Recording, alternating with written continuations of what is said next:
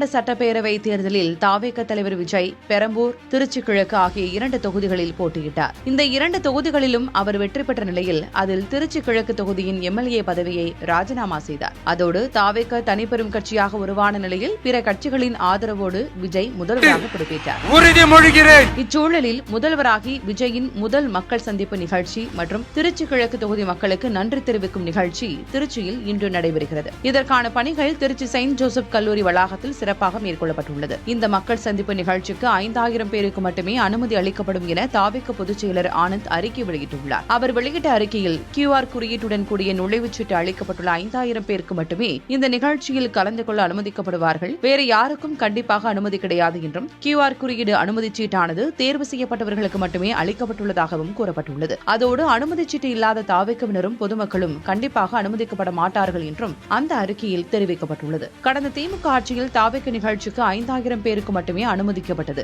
அதேபோல் தாவேக ஆட்சி நடைபெற்று வரும் நிலையிலும் இப்போதும் முதல்வர் விஜயின் நிகழ்ச்சிக்கு 5000 பேருக்கு மட்டுமே அனுமதி வழங்கப்பட்டிருப்பது சமூக வலைதளத்தில் விவாதத்தை ஏற்படுத்தியது.